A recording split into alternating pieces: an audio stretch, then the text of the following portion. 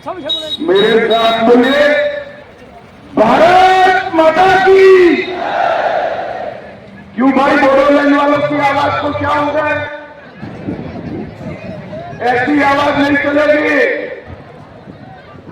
पूरे दिल्ली तक संदेश जाना चाहिए कि बोडो एकॉर्ड के बाद बोडोलैंड में पूरा शांति है और विकास होगा। मेरे साथ दोनों हाथ उठाइए जरा, दाएं बाएं सभी लोग हाथ उठाए, मुट्ठी पीछे और प्रचंड आवाज से बोलिए भारत माता की। वंदे वंदे वंदे। आप सभी का बहुत बहुत धन्यवाद। आज आपसू के 57वें वार्षिक सम्मेलन में मेरे साथ मंच पर उपस्थित डॉक्टर हेमंत बिश्व शर्मा जी, माननीय मुख्यमंत्री असम, मेरे मित्र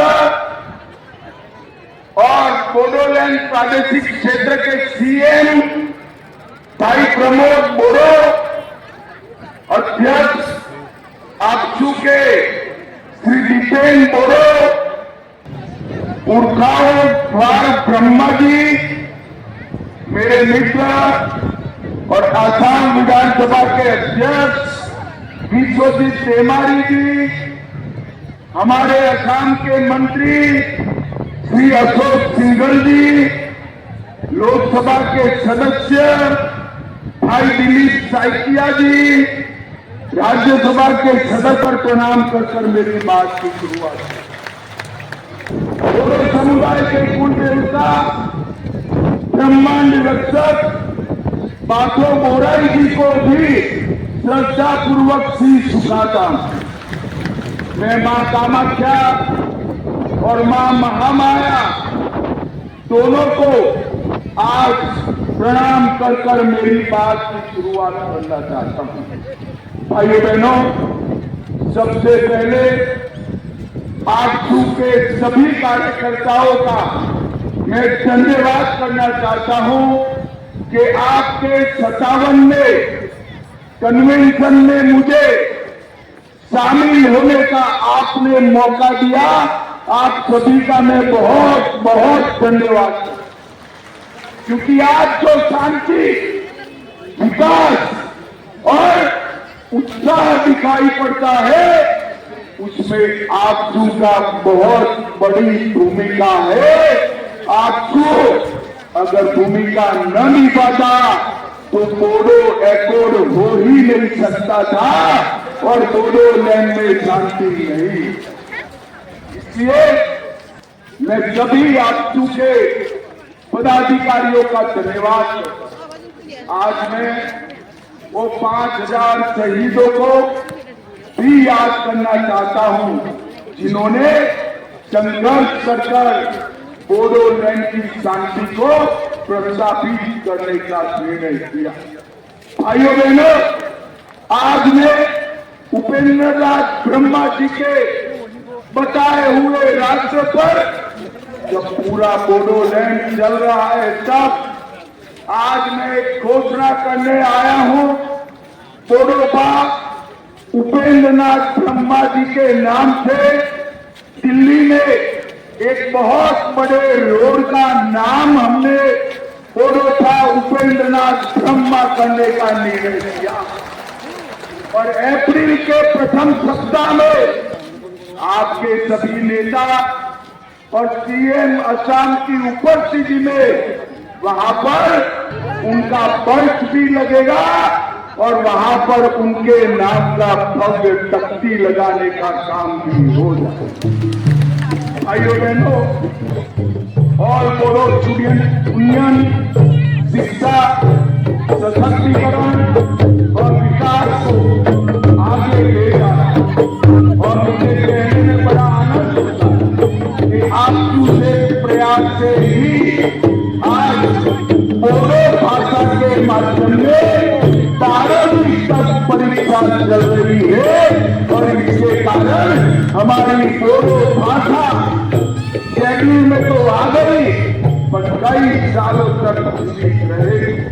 ये महत्वपूर्ण आयोजन बोडो प्लेन के अंदर शांति का एक बहुत बड़ा संदेश।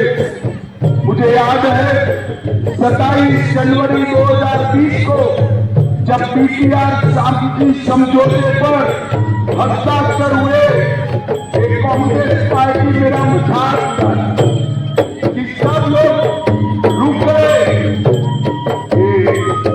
बोडोलैंड में शांति नहीं होगी और एक समझौता मजाक।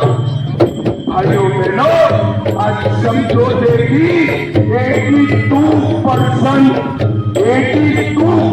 शर्तों को आसाम सरकार और दिल्ली सरकार ने समाप्त कर दिया है। समाप्त। और मैं आज आपको बताकर जाता हूं कि अगले 2 साल में समझौते का 100% क्रियान्वयन नरेंद्र मोदी जी के नेतृत्व में भारत सरकार कर दी। और इसके बाद पीटीआर के क्षेत्र में बहुत दीर्घकालीन आज समझौते के तहत 1 अप्रैल 22 को हमने पूरे पीटीआर क्षेत्र से हस्तक्षेप हटा लिया है। आज बोडोलैंड की 1 डिस्ट्रिक्ट 1 प्रोडक्ट, दिल्ली के होटल में भी कोकराझार का मशरूम फ्रॉम बोडोलैंड कर आज सबके व्यंजन में शामिल हुआ। और ये इसलिए हुआ है कि यहाँ पर शांति हुई। इसी के कारण तुरंत सबकी मेजबानी भी बोडोलैंड ने की। और भाइयों बहनों, 2036 में अहमदाबाद में भारत में ओलंपिक आने वाला है। बोडोलैंड के युवा खिलाड़ी तैयारी करे ओलंपिक में हिस्सा ले। भाइयों बहनों, आपके 1 दर्जन से ज्यादा उत्पादन जीआई टैग हो चुके हैं और आज इसके कारण धीरे धीरे पूरे पीटीआर क्षेत्र में औद्योगिक वातावरण बन रहा है। एक जमाना था उन्माद, उत्पाद और अलगाववाद की बात होती थी। आज शिक्षा, विकास और इंडस्ट्री की बात होती है। भाइयों बहनों, आज मैं यहाँ आया हूँ तब ये बताने आया हूँ कि बोडोलैंड के विकास के लिए भारत सरकार और असम सरकार ने 1500 करोड़ रुपया केवल 35 लाख लोगों की आबादी में 1500 करोड़ रुपया आवंटित करने का काम हमारे नेता नरेंद्र मोदी जी, अटल जी के समय में बोडो भाषा को संविधान की 8वीं सूची में समाया गया। सोनीतपुर और विश्वनाथ जिले के 60 गांव को पीटीआर क्षेत्र में समाहित कर उसको आगे बढ़ाने का काम भी किया। भाइयों बहनों, आज यहाँ पर मैं आया हूँ तब ये भी बताना चाहता हूँ कि सैकड़ों युवाओं को आज मेन स्ट्रीम में लाने का काम हमने किया।